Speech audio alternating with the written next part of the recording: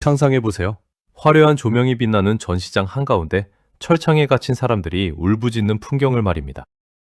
이것은 지옥의 한 장면이 아니라 불과 100년 전 유럽과 미국의 심장부에서 벌어졌던 실제 상황입니다. 인간 동물원은 근대 서구 열강들이 자신들의 우월성을 과시하기 위해 만든 가장 추악한 구경거리였습니다. 그들은 아프리카와 아메리카 그리고 아시아의 원주민들을 짐승처럼 포획하여 전시장에 가두었습니다. 문명이라는 이름 뒤에 숨겨진 인간의 잔인함이 돈이라는 탐욕과 만나 탄생한 괴물 같은 사업이었죠. 당시 서구인들에게 타인종의 삶은 존중의 대상이 아닌 그저 주머니를 채워주는 신기한 볼거리였습니다. 벨기에의 국왕 레오폴드 2세는 자신의 정원에 콩고 원주민들을 가두고 인간 동물원을 직접 운영했습니다. 구경꾼들은 철창 사이로 손가락질을 하며 조롱했고 심지어 그들에게 썩은 음식을 던지기도 했습니다. 이 전시를 보기 위해 수십만 명의 인파가 몰려들었으며 입장료 수익은 상상을 초월하는 겁으로 돌아왔죠. 인간의 존엄성을 짓밟는 행위가 당시 가장 수익성 높은 비즈니스가 되었던 소름 돋는 시대였습니다. 전시된 사람들은 영화의 추위 속에서도 전통 의상이라는 명목 아래 알몸에 가까운 차림을 강요받았습니다. 그들이 추위와 질병으로 고통받으며 죽어갈 때 관리인들은 시신을 처리하기도 전에 새 구경거리를 찾았죠. 서구 과학자들은 이들을 하등생물로 규정하며 진화론의 증거라는 해괴망측한 궤변을 늘어놓았습니다. 가장 신박하면서도 소름 돋는 사실은 이 인간동물원이 국제적인 엑스포 행사의 핵심 콘텐츠였다는 점입니다. 파리와 런던 그리고 뉴욕의 한복판에서 벌어진 이 집단 광기는 인류 역사에 씻을 수 없는 치욕입니다. 문명국이라 자부했던 나라들이 불을 쌓은 방식 뒤에는 이런 처참한 인권유린의 역사가 숨겨져 있었습니다. 하지만 이 끔찍한 비극은 먼 나라의 남의 이야기가 아니라 바로 우리 민족의 이야기이기도 합니다. 이제 우리는 이 잔인한 마수가 어떻게 고요한 아침의 나라 조선까지 뻗쳐왔는지 그 실상을 봅니다. 상상해보세요. 우리와 똑같은 옷을 입고 똑같은 말을 하는 우리 조상이 일본 한복판, 철창에 갇힌 모습을. 이것은 지독한 악몽이 아니라 1903년 오사카 박람회에서 일본은 학술 인류관이라는 이름 아래 조선 여성을 강제로 전시했습니다. 우리 조상들을 타이완 원주민이나 아이누족과 함께 묶어 열등한 민족이라는 낙인을 찍으려 했던 것이죠.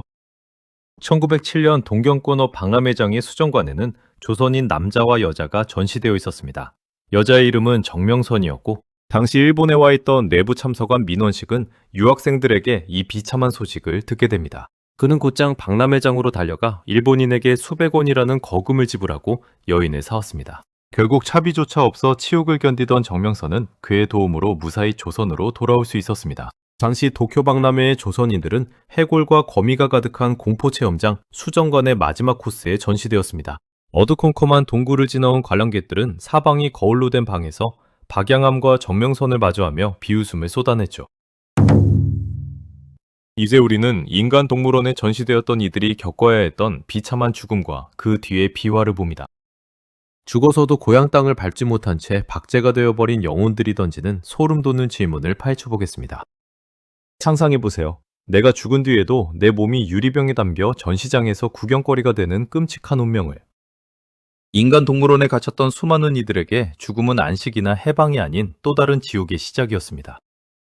당시 제국주의자들은 전시된 사람들이 병들거나 굶주려 죽으면 그 시신조차 돈으로 계산했습니다. 그들은 조상들의 뼈와 가죽을 벗겨 박제로 만들거나 뇌를 꺼내 유리병 속에 보관하는 만행을 저질렀죠. 인종차별적인 유사과학을 증명한다는 핑계로 죽은 이들의 신체를 해부하고 등급을 매겼던 것입니다. 실제로 남아프리카에서 끌려와 사티제 바트먼이라 불렸던 여성은 죽어서도 100년 넘게 전시되었습니다. 그녀의 성기와 뇌는 프랑스의 박물관에 박제되어 구경꾼들의 천박한 호기심을 채우는 도구가 되었죠. 우리 조상들 역시 예외는 아니었습니다. 일본의 박람회에서 병사한 이들의 행방은 묘연합니다.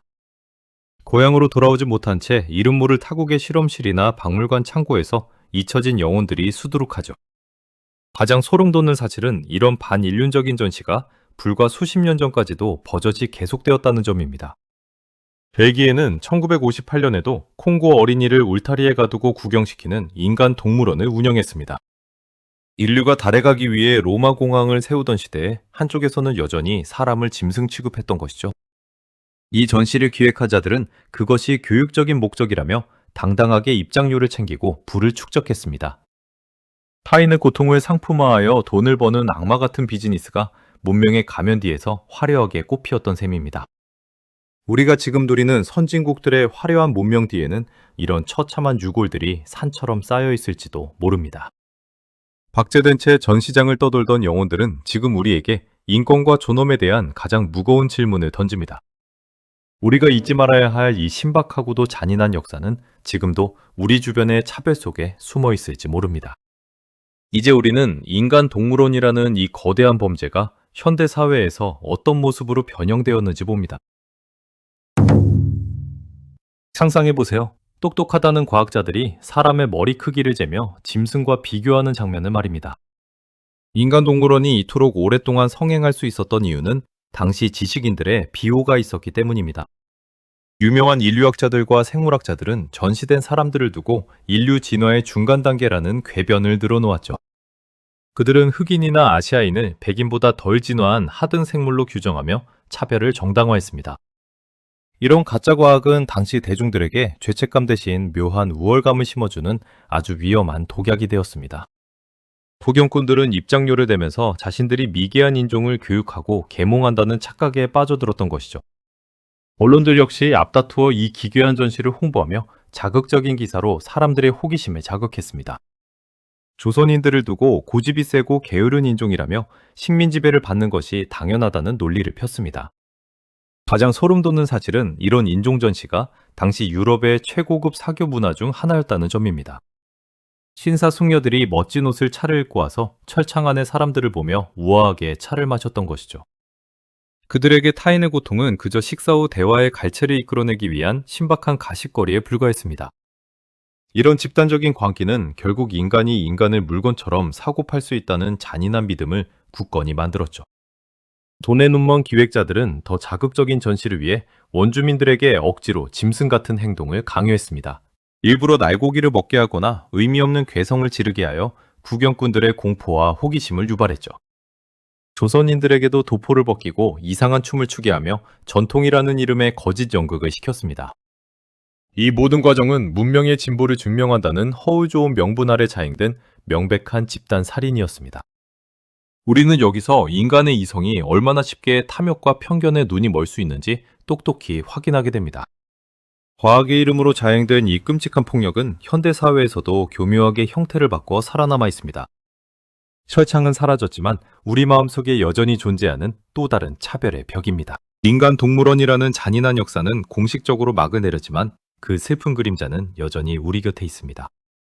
우리가 오늘 이토록 소름 돋고 가슴 아픈 진실을 파헤친 이유는 단순히 과거를 욕하기 위함이 아닙니다. 문명이라는 화려한 간판 뒤에 숨겨진 인간의 잔인한 본성을 똑똑히 기억하고 경계하기 위해서입니다. 제국주의의 탐욕에 희생되어 머나먼 이국 땅, 전시장 차가운 바닥에서 죽어간 수많은 이름 없는 영혼들. 그들은 죽어서도 박제가 되어 유리병 속에 갇혀 고향으로 돌아오지 못하는 비참한 운명을 맞이했습니다. 하지만 그들이 그토록 처절하게 지키려 했던 인간의 존엄성은 오늘날 우리에게 거대한 숙제로 남았습니다. 돈과 권력에 미친 자들이 우리 조상을 짐승처럼 전시하며 민족의 자긍심을 짓밟으려 했던 그 순간에도 조선인의 기계는 꺾이지 않았으며 그 뜨거운 피는 지금의 대한민국이라는 강대국을 만드는 뿌리가 되었죠. 이제 대한민국은 전 세계의 문화를 선도하고 인권을 외치는 가장 당당한 국가 중 하나로 우뚝 섰습니다. 우리를 전시품으로 취급했던 나라들이 이제는 우리의 문화와 기술을 배우기 위해 줄을 서는 세상입니다. 이것이야말로 억울하게 눈을 감았던 우리 조상들에게 드릴 수 있는 가장 통쾌하고 위대한 복수일 것입니다. 하지만 우리는 여기서 멈추지 말고 우리 마음속에 여전히 존재하는 또 다른 철창을 들여다봐야 합니다. 피부색이 다르다는 이유로 혹은 나보다 약하다는 이유로 누군가를 구경거리 삼고 있지는 않으신가요?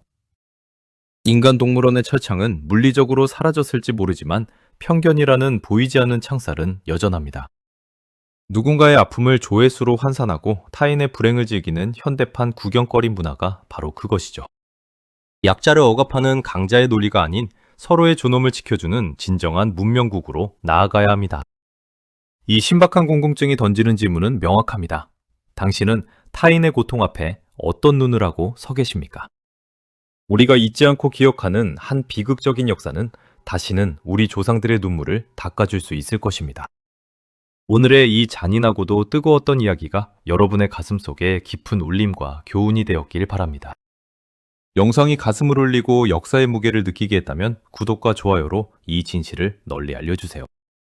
여러분의 관심 하나가 모여 다시는 이 땅에 인간이 인간을 구경하는 비극이 생기지 않게 할 것입니다.